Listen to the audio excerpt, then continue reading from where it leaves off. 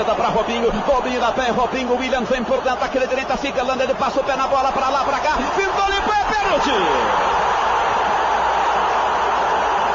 E o Rogério assumiu o pênalti! Por que ninguém mais fala de Robinho? A mídia simplesmente deletou Robinho de qualquer noticiário. Ninguém mais ouve falar do jogador, é como se ele não existisse no futebol. Vejamos o exemplo no Instagram do TNT Sports. Se você procurar qualquer publicação envolvendo o número, o recordes, e se tem que citar o jogador, eles não colocam ele. Mas o fato é que Robinho tem um nome na história do futebol. O jogador é ídolo do Santos, bicampeão brasileiro, campeão paulista e campeão da Copa do Brasil. E pela seleção brasileira, ele tem 3 títulos: Copa das Confederações de 2005 e 2009 e Copa América de 2007. É realmente um jogador que tem seu nome marcado na história. Mas ele também é exemplo de um jogador que pode estragar toda a sua história bonita no futebol. Robinho, que é casado, tem 3 filhos, estragou não só sua carreira, mas toda a sua história quando estava na Itália. O caso aconteceu em Milão, na boate Sil Café, durante a madrugada de 22 de janeiro de 2013. A vítima é uma mulher albanesa e na época comemorava seu aniversário de 23 anos. Além de Robinho, que então defendia o Milan, e Ricardo Falco, outros 4 brasileiros foram denunciados por terem participado do ato. Como já havia deixado a Itália no decorrer das investigações, eles não foram avisados da conclusão da investigação, por isso não foram processados. O caso contra esses 4 brasileiros está suspenso até o momento, mas pode ser reaberto, principalmente agora que a Corte de Cassação confirmou a condenação do jogador e de Falco. Robinho admitiu ter mantido relação sexual com a vítima, mas negou a acusação de violência sexual quando foi interrogado em 2014. Ele não compareceu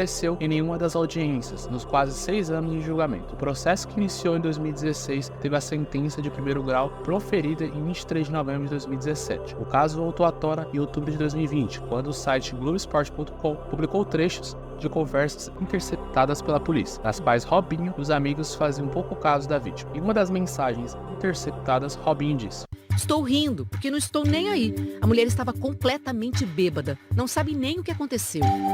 Ao longo do processo, a defesa de Robinho alegou que algumas traduções estavam erradas e que algumas transcrições das conversas grampeadas deixavam dúvidas, e que era impossível provar que a vítima estava em condições de inferioridade psíquica e física, como descrito na sentença de primeiro grau. Mesmo assim, em dezembro de 2020, a Corte de Apelação de Milão, segunda instância da Justiça italiana, em audiência única, confirmou a condenação do atacante e de Falco a 9 anos de prisão. De acordo com a juíza italiana Francesca Vitali, que presidiu o julgamento em segunda instância, a vítima foi humilhada e usada pelos jogadores e seus amigos para satisfazer seus instintos sexuais. O fato é extremamente grave pela modalidade. O número de pessoas envolvidas e o particular desprezo manifestado no confronto da vítima, que foi brutalmente humilhada e usada para os próprios prazeres pessoal, a defesa do brasileiro então apelou à Corte de Cassação, a terceira e última instância italiana, mas teve o recurso rejeitado. Já o músico Jairo Chagas, que tocava no local naquela noite de 2013, prestou depoimento como testemunha do caso. Foi condenado por falso testemunho. Ele fez um acordo com a justiça para prestar serviços comunitários numa casa de repouso de idoso em Milão. Jairo negou ter visto o crime, mas nas conversas interceptadas ele falou com o atacante sobre o que aconteceu naquela madrugada. Robinho respondeu: Não, eu tentei." Jairo disse: "Eu te vi quando colocava o pênis dentro da boca dela."